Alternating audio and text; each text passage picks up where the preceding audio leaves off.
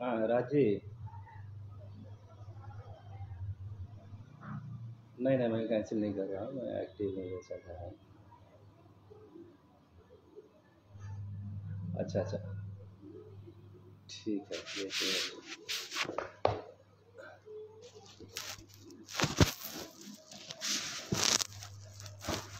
हाँ voice check कर लीजिए। यहाँ नंबर दिखता है ना कितने लोग ज्वाइन किए हुए हैं, ऊपर ऊपर नंबर लिखा रहता है।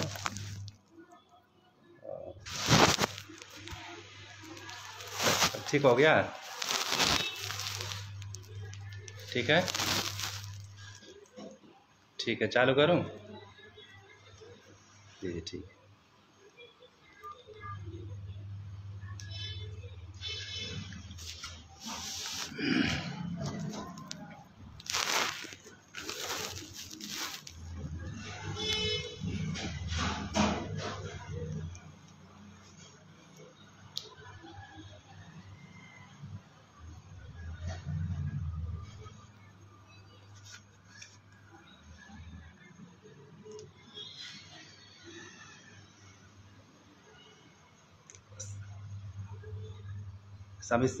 सभी सामाजिक भाइयों बहनों से मेरा सादर नमस्कार है। और मैं श्री सांवले प्रसाद आर्य जी, समाज सेवी, स्वतंत्रता सेनानी, हम सभी के प्रेरणा स्रोत जिजीविका युक्त श्री सांवले प्रसाद आर्य जी को मैं सादर नमन करता हूँ। उन्होंने समाज को दिशा भी दिखाया। गोरखपुर उनका 3-4 बार आज करीब करीब 3 से 4 बार आगमन हो चुका है। मुझे उनका सेवा करने का अवसर भी प्राप्त हुआ। और एक बार सम्मेलन हो रहा था हमारे गांव के बगल में ही, थोड़ी दूर पे 10 किलोमीटर की दूर पे, तो उस समय भी आए हुए थे मुख्य अतिथि के रूप में। हम लोग उनका स्वागत किए थे, तो उस समय भी मुलाकात हुई थी हम उनसे। और कई बार 3 से 4 बार गोरखपुर आए, उनको उनसे मुलाकात हुई। मैं अपनी बहन श्री मीनाक्षी जी से अनुरोध करूंगा कि वो मेरा सादर प्रणाम बोलेंगे श्री आर्य जी से। सबसे पहले मैं अपना परिचय करा देता हूँ। मैं अमरनाथ सोलंकी हूँ, गोरखपुर का रहने वाला हूँ, जो बाबा गोरखनाथ की तपोस्थली रही है। गोरखपुर शहर राप्ती नदी के तट पर बसा हुआ है। इसमें एक बहुत बड़ा 1771 एकड़ के मध्य एक झील भी है, जिसे रामगढ़ झील भी हम लोग बोलते हैं। और यहाँ से 50 किलोमीटर दूर 50 किलोमीटर दूर हेलो यहाँ से 50 किलोमीटर बाबा बुद्ध की परिनिर्वाण स्थली भी है पूरब में, तथा पश्चिम में 100-150 किलोमीटर दूर अयोध्या भी है। और दक्षिण में बाबा काशी विश्वनाथ की धरती काशी भी है, जो 200 किलोमीटर दूर है। और उत्तर में बसा हुआ 100 किलोमीटर दूर नेपाल की गोद में बसा हुआ नेपाल भी, हिमालय की गोद में बसा हुआ नेपाल भी है। नेपाल और भारत की जो डिवाइड करने वाली नदी है, उसी नदी के किनारे एक विद्यालय है जिसे विशंबर नाथ जनता इंटरमीडिएट कॉलेज है, उसी में मेरे पिताजी लेक्चरर थे। अभी 2-3 साल पहले वो रिटायर हो चुके हैं। मेरा एक छोटा भाई है जो डॉक्टर है और अपना उनका निजी क्लिनिक भी है। अभी त्योहारों का पर्व शुरू होने जा रहा है। दीपावली, भाई दूज, छठ और गोवर्धन पूजा तथा धनतेरस का पर्व समीप ही आने वाला है। इसलिए मैं सभी भाई बहनों से रिक्वेस्ट करूंगा कि दीपावली पर अपने हिंदुस्तान में बने हुए प्रोडक्ट का इस्तेमाल करें और मिट्टी के बने हुए दीपक से दीप जलाएं। और मैं सभी लोगों को धन्यवाद प्रेषित करता हूं, शुभकामनाएं देता हूं। दीपावली की बहुत बहुत हार्दिक शुभकामनाएं। राज भाई जी समाज के हित के लिए बहुत ही उत्तम कार्य कर रहे हैं और मुझे इस योग्य समझा कि उन्होंने इनवाइट किया, मुझे आमंत्रित किया बोलने के लिए कि आप थोड़ा आइए और कुछ बिज़नेस के बारे में बताइए। तो मैंने उनका निमंत्रण स्वीकार किया और फिर लाइव में समय निकाला। और वो जिस पोस्ट पे हैं उस पोस्ट की गरिमा को चरितार्थ कर रहे हैं, कृतार्थ कर रहे हैं। राज भाई हमेशा लगे रहते हैं, फेसबुक पोस्ट उनका आते रहता है, समाज में क्या हो रहा है, क्या प्रगति हो रही है, कौन कहाँ से आगे निकल रहा है, उस सारे के बारे में सूचना देते रहते हैं समय समय पर। बहुत बहुत धन्यवाद राज जी आपका, जो इस तरह का आपने प्रोग्राम इनिशिएटिव लिया है। और मुझे आशा है कि आप समाज के हित के लिए आगे भी इस तरह का प्रोग्राम करते रहेंगे। अब मैं बिज़नेस शुरू करने से पहले एक छोटा सा कहानी सुनाना चाहता हूँ जिससे आप लोग सुने। 2 मित्र थे, वो एक ही साथ पढ़े लिखे और एक ही साथ बड़े हुए और उन्हें जॉब तलाश करने के लिए वो मुंबई में चले गए। तो एक मित्र जो है बहुत दिन के तलाश करने के बाद में एक छोटी सी कंपनी में उनको जॉब मिल गया। और दूसरा जो मित्र था उनका, तो किसी कंपनी के ठीक सामने एक समोसे की दुकान उन्होंने खोल लिया और धीरे धीरे समोसा वो अच्छे से समोसा बनाने लगे। उनका समोसे का जो दुकान था बहुत अच्छा से चलने लगा, डेवलपमेंट करने लगा, प्रगति करने लगा। तो धीरे धीरे 2-3 और दुकानें उन्होंने खोल लिया। करीब 8 से 10 सालों के बीच में 4 दुकानें उन्होंने तैयार कर लिया। यहाँ पे दूसरे हमारे जो उनके मित्र थे वो धीरे धीरे कंपनी में और ऊंचे पोस्ट पे चले गए और उनका धीरे धीरे पैकेज जो है 2 लाख रुपए महीने के पैकेज पहुँच गए।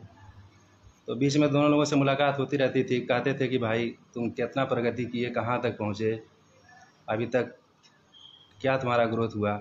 देखो मैं तो टाई कोट बेल्ट पहन करके ऑफिस में बैठता हूँ एसी में, और तुम देखो अभी तुम्हारे गंदे कपड़े, हाथ में आटा लगा रहता है, गंदे गंदे कपड़े रहते हैं। तो धीरे से उसने बोला कि भाई तुम तो ठीक है, तो तुम्हारा जो है बेटा तुम जो है ठीक है, तुम अच्छे से टाई कोट बेल्ट पहन करके ऑफिस में काम करते हो, सैलरी भी तुम्हारा 2 लाख रुपया हो गया है। मैं भी अभी 10 सालों में मैंने 4 दुकानें खोल लिया है और मुझको भी करीब करीब हर दुकान से 50,000 रुपये का इनकम हो जाता है। 2 लाख रुपया मैं भी कमा लेता हूँ। लेकिन यह है कि मैं थोड़ा टाई वाई नहीं पहन के रहता हूँ, टाई पहनने का हमको मौका नहीं मिलता है। हम दिन भर इसी अपने रोजी रोटी में लगे रहते हैं। लेकिन एक बात बताओ कि क्या आप जो है अपने बेटे को जब आप सेवानिवृत्त होंगे तो उसी स्केल पे आप अपने बेटे को नौकरी ज्वाइन करा सकते हैं? तो दूसरा मित्र बोला अरे ऐसे कैसे होगा कि मेरे स्केल पे जो है ज्वाइन कर लेगा मेरा बेटा। तो उसको तो फिर से शुरू करना पड़ेगा। वही 20-25 हज़ार की नौकरी मिलेगी, फिर से शुरू करना पड़ेगा। तो फिर जो समोसे की दुकान चलाता था वो बोला, भाई देख, तुम्हारा बेटा फिर से शुरू करेगा, वही 20 हज़ार, तुम तो 2 लाख 2.5 लाख के वेतन पे रिटायर हो गए, लेकिन तुम्हारा बेटा जो है वो फिर से जब शुरू करेगा नौकरी तो वो 20 हज़ार रुपया 25 हज़ार रुपये से फिर शुरू करेगा। लेकिन मेरा बेटा जो है जब वो ज्वाइन करने के योग्य हो जाएगा, बिज़नेस ज्वाइन करने के योग्य होगा, तो वो जिस सेम 2 से 2.5 लाख का जो उस समय मेरा इनकम रहेगा उसी पैकेज पे वो ज्वाइन करेगा। अब बताओ तुम्हारे हमारे में कितना अंतर है।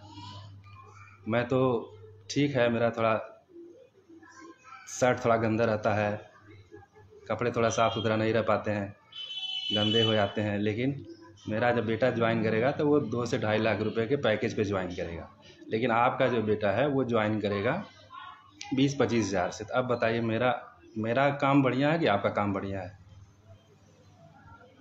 तो फिर बोला, मैनेजर साहब बोले कि भाई आपका काम तो ज़्यादा उचित है, ज़्यादा बढ़िया है, क्योंकि आपका बेटा 2.5 लाख रुपया 2 लाख रुपया जो आप उस समय पाएंगे जब इनकम होगा, उस समय आपका बेटा उसके ऊपर ले जाएगा। मेरा बेटा तो छोटे स्तर पे फिर शुरू होगा, फिर हमारे स्तर तक पहुँचते पहुँचते वो फिर रिटायरमेंट के लेवल पे पहुँच जाएगा। तो हमें इस कहानी से ही एक सीख मिलती है कि अगर आप बिज़नेस करते हैं तो उससे आपकी 1-2 पीढ़ियाँ, कई पीढ़ियाँ उससे लाभान्वित हो सकती हैं। नौकरी, अगर आप प्राइवेट नौकरी कहीं कर रहे हैं तो उससे सिर्फ आप ही लाभान्वित होंगे, और आपके बाद जो आपका फैमिली है, उसके बाद जो आगे वाली पीढ़ी है वो फिर शुरू से उसको स्टार्ट करना पड़ेगा। बिज़नेस में एक यही है प्रॉफिट बेनिफिट है कि आने वाली पीढ़ियाँ उससे लाभान्वित होती हैं और आगे उसको ऊपर ले जाती हैं, ग्रोथ करती हैं।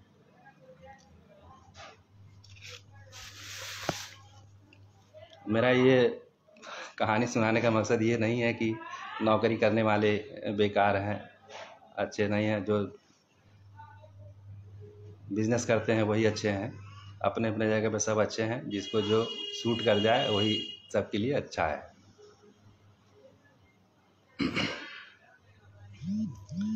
अब मैं बिज़नेस के बारे में अपने विचारधारा को रखता हूँ कि बिज़नेस 3 प्रकार से किया जा सकता है। एक OTC बिज़नेस, जो OTC या रिटेल बिज़नेस, जिसको हम रिटेल कहते हैं, रिटेल काउंटर कहते हैं। आप देखते होंगे कि मार्केट में जो खुदरा, जहाँ कस्टमर जा करके मेडिसिन सामान खरीदता है, जिस दुकान से, उसको हम रिटेल दुकान करते हैं। आप दुकान खोल करके भी बिज़नेस कर सकते हैं, दुकान चला सकते हैं। और दूसरे तरह का बिज़नेस है पैकेजिंग और मार्केटिंग का बिज़नेस। किसी भी रॉ मटेरियल को ख़रीद के उसको पैकेजिंग करना, पैकेजिंग करने के बाद में उसका मार्केटिंग करना। तीसरे तरह का बिज़नेस है मैन्युफैक्चरिंग, पैकेजिंग एंड मार्केटिंग। ये तीनों एक साथ आ जाते हैं।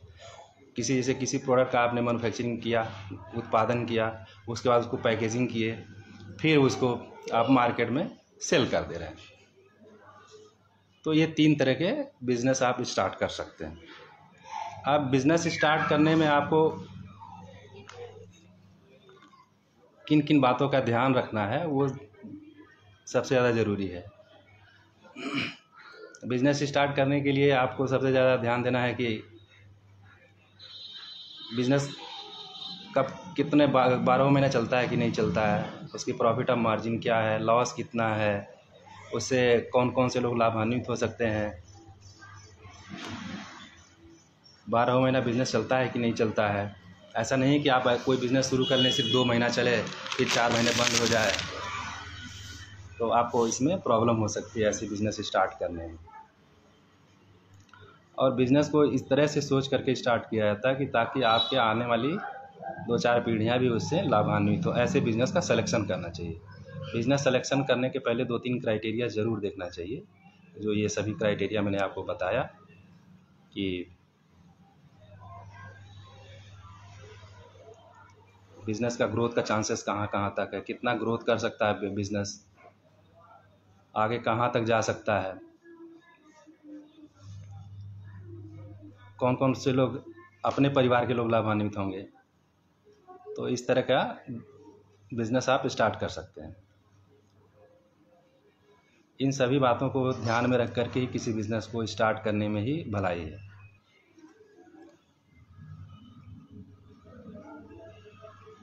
अब मैं बात करता हूँ,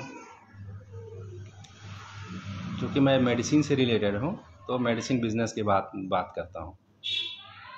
मेडिसिन में आप देखते हैं कि इसमें करीब करीब आज के हिंदुस्तान में 90,000 करोड़ रुपए का प्रतिवर्ष इसका बिजनेस होता है, जिसमें से प्रतिवर्ष 12% की दर से इसमें हर साल वृद्धि भी होती है, ग्रोथ रेट है इसका। और इसमें इस बिज़नेस में प्रॉफिट ऑफ मार्जिन 8% से लेकर 35% तक का शुद्ध मार्जिन रहता है। और इसको कई पीढ़ियां तक आप इसमें लॉस की संभावनाएं थोड़ा कम रहती हैं। 4 से 5% तक लॉस हो सकता है, उससे ज़्यादा लॉस होने की संभावना नहीं है।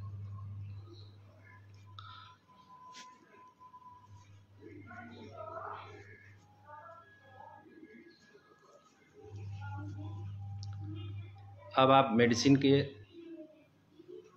बिज़नेस करने के लिए आप 3 प्रकार से इसको भी बिज़नेस स्टार्ट कर सकते हैं। एक रिटेल दुकान खोल लीजिए। रिटेल दुकान खोलने के लिए आपको ऐसे जगह की ज़रूरत पड़ेगी जहाँ शहर का चौराहा हो, जहाँ आसपास डॉक्टर बैठते हों, प्रिस्क्रिप्शन उनके आते हों, उसको हैंडल करने के लिए बाहर से आते हों। तो आप इस तरह से दुकान खोल सकते हैं। उसके लिए आपको डी फार्मा की ज़रूरत पड़ती है। डी फार्म किया हुआ है कोई व्यक्ति, तो उसको आप रिटेल का दुकान कर सकते हैं। उत्तर प्रदेश में तो हमारे ऐसे ही है, और बाकी अन्य राज्यों की बात मैं नहीं कर पा रहा हूँ। उत्तर प्रदेश में बिज़नेस करने के लिए आप मेडिसिन का रिटेल काउंटर खोलने के लिए डी फार्म होने की आवश्यकता है। रिटेल बिज़नेस में आपको 30 से लेकर 40% तक का मुनाफा हो जाता है निश्चित रूप से, और इसमें बहुत ज़्यादा इन्वेस्टमेंट की ज़रूरत भी नहीं है। इसमें कम इन्वेस्टमेंट में भी आप बिज़नेस इसको स्टार्ट कर सकते हैं। इसके लिए ड्रग लाइसेंस की ज़रूरत पड़ती है। ड्रग लाइसेंस आप आपके ज़िले के सदर अस्पताल में वहाँ बैठते हैं, वहाँ आप जा कर के पता करके आप अपना रिटेल का लाइसेंस ले सकते हैं। रिटेल लाइसेंस लेने में 3 से 4 हज़ार रुपये का फीस होता है, उसका खर्च आता है। आप उसको ले करके रिटेल का दुकान खोल सकते हैं। रिटेल का उसमें एक कम से कम 2 से 3 व्यक्ति की ज़रूरत पड़ जाती है। रिटेल दुकान खोलने के लिए कम से कम आपको 2 से 4 महीने का किसी दुकान पे रिटेल का एक्सपीरियंस होना आवश्यक है। अगर एक्सपीरियंस रहेगा तो आपको नुकसान की संभावनाएं कम रहेंगी। दूसरा है होलसेल का बिज़नेस। मेडिसिन का होलसेल का बिज़नेस आप जैसे कोई बड़ा शहर है, उसमें जैसे सब्जी मंडी होती है, उसी तरह से एक दवा की भी मंडी होती है। दवा की मंडी में एक दुकान लेकर के आप वहाँ से मेडिसिन की सप्लाई कर सकते हैं। होलसेल का जो मेडिसिन होता है, वहाँ से रिटेल काउंटर के लोग आते हैं और रिटेल से आपकी मेडिसिन खरीद के ले जाते हैं। शहर के भिन्न भिन्न हिस्सों से किसी भी डिस्ट्रिक्ट टाउन में आप रहते हैं, उसी टाउन में आपका होलसेल का मेडिसिन का दुकान खुलेगा, और उसको आप जो है आपके ज़िले के जितने भी छोटे छोटे रिटेलर्स होते हैं जो रिटेल काउंटर करते हैं, वो आके होलसेल से आपका मेडिसिन खरीद के ले जाते हैं। तो इसमें थोड़ा मार्जिन कम होता है, लेकिन इन्वेस्टमेंट ज़्यादा रहता है और सेल भी ज़्यादा थोड़ा बढ़ जाती है। तो इसमें इस बिज़नेस में, होलसेल बिज़नेस में आपको अच्छा खासा इन्वेस्टमेंट आ जाता है। मार्जिन 8 से 10% तक की इसमें रहती है। तीसरे तरह का बिज़नेस है फ्रेंचाइजी मार्केटिंग। आप किसी होलसेल के बिज़नेस के लिए आपको सिर्फ ड्रग लाइसेंस की ज़रूरत है। आप होलसेल का ड्रग लाइसेंस 3 से 4 हज़ार रुपये उसका भी लगता है। आप जा कर के ज़िला सदर अस्पताल से के बगल में आप किस डॉक्टर बैठते हैं, उसके लिए आप वहाँ से ले सकते हैं। अब रही बात तीसरे तरह की जो मार्केटिंग की बिज़नेस है, किसी मेडिसिन्स मार्केटिंग बिज़नेस, ये तीसरे तरह का जो बिज़नेस है मेडिसिन्स का, वो मार्केटिंग का बिज़नेस है। आप इसको मार्केटिंग कर सकते हैं। मेडिसिन्स किसी कंपनी से पैकिंग रहता है, उसको अपने होलसेल लाइसेंस पे आप मंगा सकते हैं। इसको करने के लिए आपको दुकान की ज़रूरत नहीं है, इसको आप अपने घर से भी कर सकते हैं। खाली एक ड्रग लाइसेंस की ज़रूरत पड़ेगी और उसके बाद में इसमें ग्रोथ की बहुत ज़्यादा संभावना है। एक बड़े लेवल पर आप इसको स्टार्ट कर सकते हैं, छोटे लेवल पे भी स्टार्ट कर सकते हैं। इसमें करने के लिए ज़्यादा इन्वेस्टमेंट की ज़रूरत तो नहीं है, लेकिन फिर भी इन्वेस्टमेंट लग जाता है। 2 से 3 लाख रुपए तक का खर्च आ जाता है इसको स्टार्ट करने में। इसको स्टार्ट करके आप बड़े लेवल पर ले जा सकते हैं। कई शहरों में आप जो है इसको इस्टेब्लिश कर सकते हैं। 2-4 शहर के आसपास के शहर में भी आप मार्केटिंग करा सकते हैं। 2-4 जो एम्प्लॉय भी रख करके आप मार्केटिंग करा सकते हैं, खुद अपने भी स्वयं कर सकते हैं। तो इसको करने में ज़्यादा हैंड की ज़रूरत पड़ती है और थोड़ा इसमें मेहनत ज़्यादा पड़ता है। भाग दौड़ की ज़िंदगी हो जाती है, लोगों को दौड़ दौड़ करके सप्लाई करना, ऑर्डर लेना, डॉक्टर से मिलना, कन्विंस करना उनको। इस बिज़नेस में तीसरे तरह का जो बिज़नेस है मार्केटिंग का बिज़नेस, ये इसमें ग्रोथ ज़्यादा है तो प्रॉफिट भी ज़्यादा है और ग्रोथ करने की संभावनाएं भी बहुत ज़्यादा हैं इसमें, तो इसको आप कर सकते हैं। इसके लिए मैं एक ही बात बोलना चाहूँगा कि winners are ordinary people with extraordinary enthusiasm to win. अगर आपको मेहनत करने की लगन है, जीतने की जिजीविषा है, जीतने की उत्साह है, तो आप आराम से कोई भी काम करके इसको बिजनेस करके कोई भी बिजनेस करके आप सफल हो सकते हैं। बिजनेस शुरू करने से पहले मैं कहना चाहूँगा कि इसमें एक्सपीरियंस, थोड़ा सा अनुभव अपना ज़रूर ले लें। मार्केटिंग का बिज़नेस करने के लिए किसी कंपनी में जॉब करके उसके बाद आप शुरू कर सकते हैं। होलसेल का बिज़नेस जो होता है उसको शुरू करने से पहले किसी होलसेल दुकान पे आप जो है कुछ दिन काम करके उसको सीख सकते हैं। रिटेल का बिज़नेस स्टार्ट करने के लिए आप किसी रिटेलर पे 2-3 महीने 4 महीने तक रह करके आप सीख सकते हैं। सीखने के बाद ही इस बिज़नेस स्टार्ट करें तो उसमें नुकसान की संभावनाएं बहुत कम है।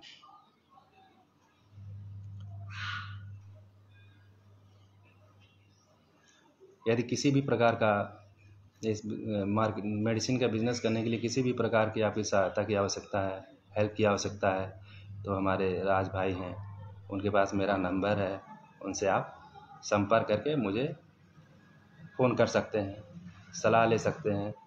मैं हमेशा आपका सहयोग करने के लिए तत्पर रहूँगा।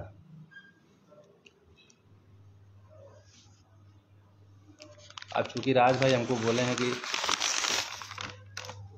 हेल्थ सेक्टर से जुड़े हुए हैं, तो थोड़ा हेल्थ पर भी कुछ लोगों को जागरूक करिए।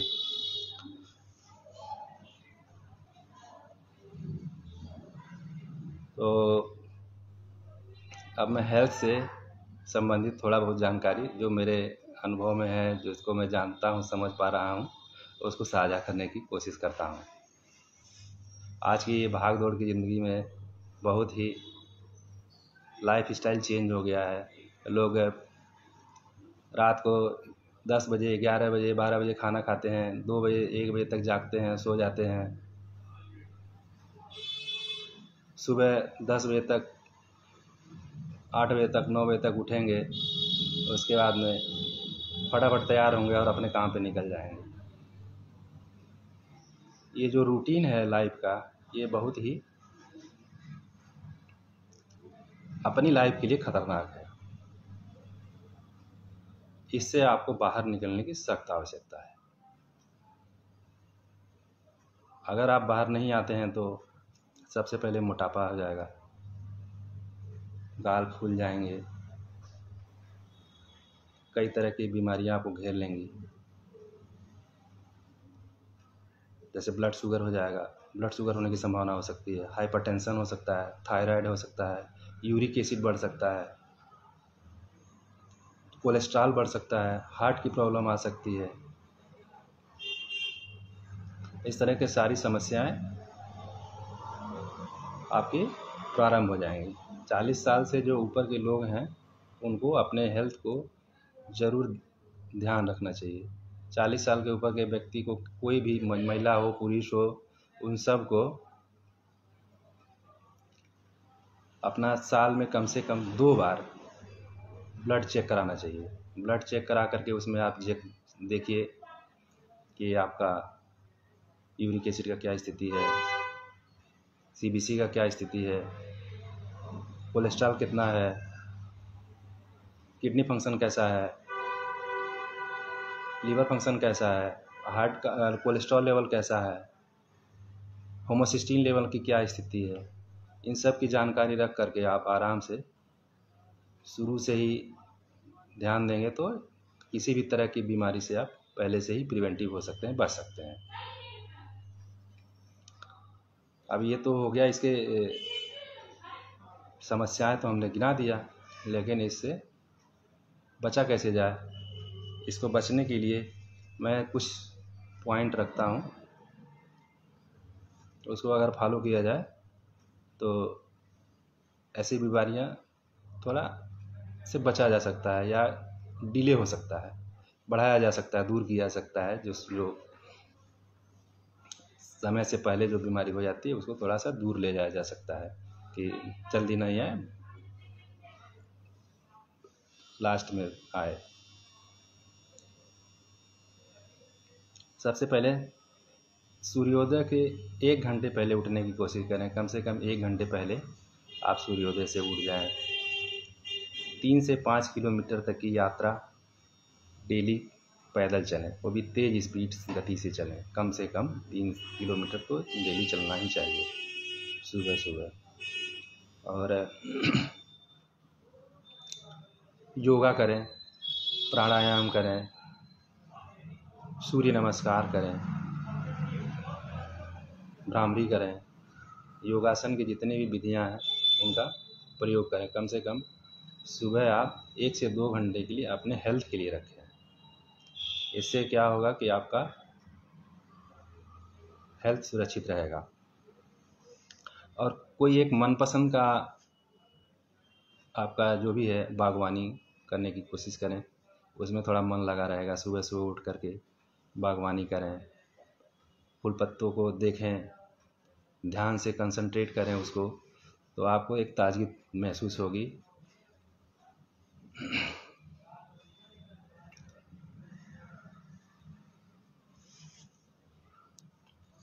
पेट जो बाहर निकल जाता है, उसके पेट जो बाहर निकला हुआ रहता है उसको अंदर करें, कोशिश करें कि वो अंदर हो जाए, बाहर बहुत ज़्यादा पेट नहीं निकले। सुबह सुबह कम से कम उठ करके गुनगुना पानी ज़रूर पिए। इससे होगा कि आपका जो टॉक्सिन्स लेवल रहता है, कुछ लोग एसी में बैठे रहते हैं दिन भर, सूर्य भगवान का दर्शन नहीं होता है। शाम को आए घर में, सुबह गए ऑफिस में, एसी में बैठे हुए हैं, सूर्य भगवान का उनको दर्शन नहीं हुआ, विटामिन D3 की डेफिशिएंसी हो जाती है। विटामिन D3 की डेफिशिएंसी हो जाएगी तो आपके बॉडी में पूरा पेन करने लगा, दिल हल्का हल्का सा पेन होगा, झुंझुनाहट टाइप का होने लगेगा। विटामिन B12 की डेफिशिएंसी हो जाती है, जिससे आपको कॉन्स्टिपेशन की समस्याएं बढ़ जाती हैं। तो ये सब से बचे रहने के लिए आप सुबह गुनगुना पानी पिएंगे। गुनगुना पानी पिएंगे तो आपको बॉडी से सुबह सुबह टॉक्सिन्स निकल जाएंगे। टॉक्सिन्स निकल जाएंगे तो आपको नर्व्स की प्रॉब्लम बहुत कम हो जाएगी, नर्व्स बीमारियां कम होंगी।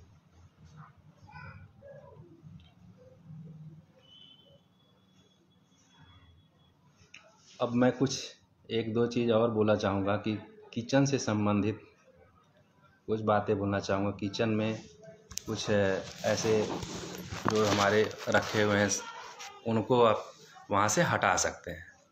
जैसे एल्युमिनियम के बर्तन किचन में बिल्कुल नहीं रहने चाहिए। एल्युमिनियम के जो भी बर्तन है उसे तुरंत हटा दीजिए अपने किचन से। एल्युमिनियम के फॉयल में जो हम रोटी पैक करके ले जाते हैं खाने के लिए, उसको तुरंत बंद कर देना चाहिए, उसमें बिल्कुल नहीं लेके जाएं। अपने खाने को, रोटी को उसमें पैक ना करें, एल्युमिनियम का जो फॉयल आता है।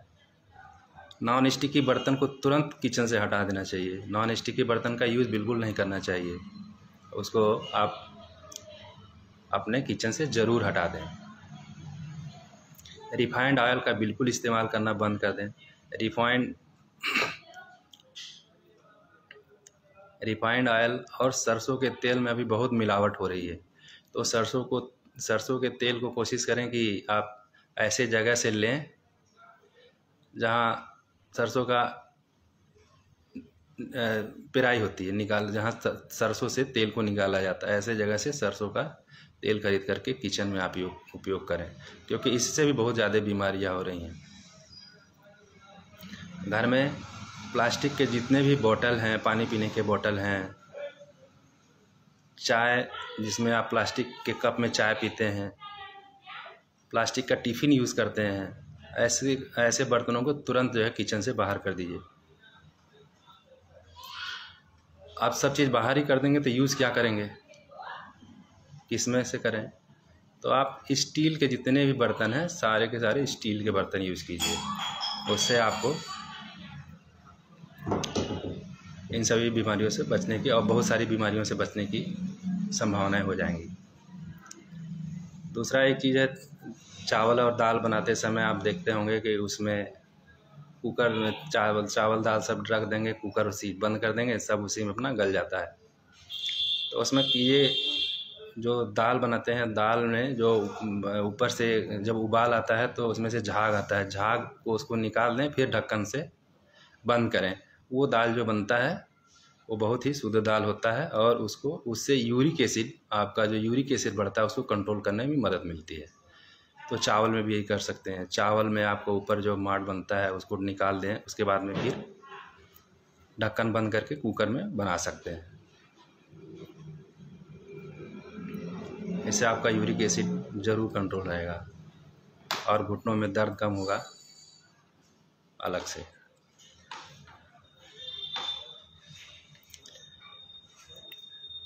और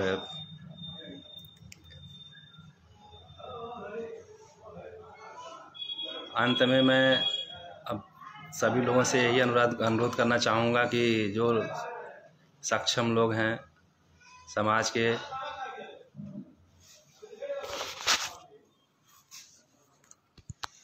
जो सक्षम वर्ग के लोग हैं वो थोड़ा 1-2 लोगों को ज़रूर हेल्प करें, उनको आगे बढ़ाने की कोशिश करें।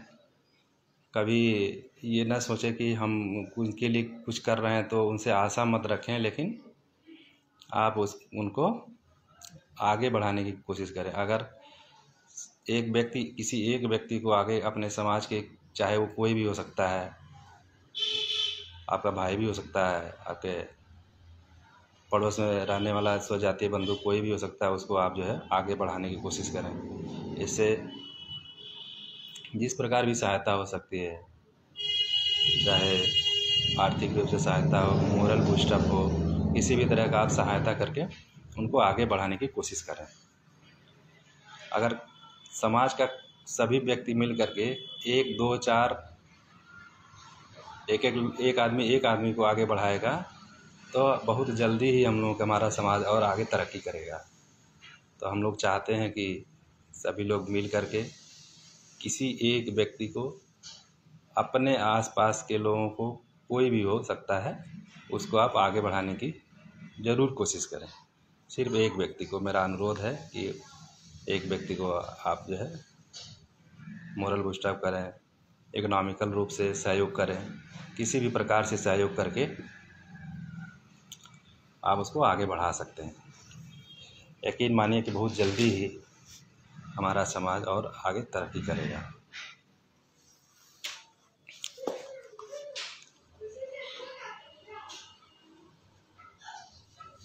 अब मैं आप सभी लोगों को धन्यवाद देना चाहता हूँ कि आपने कीमती समय निकाल करके मुझको सुना। मुझको सुनने के लिए आप लोगों को बहुत बहुत धन्यवाद। और अंत में धनतेरस, दीपावली, छठ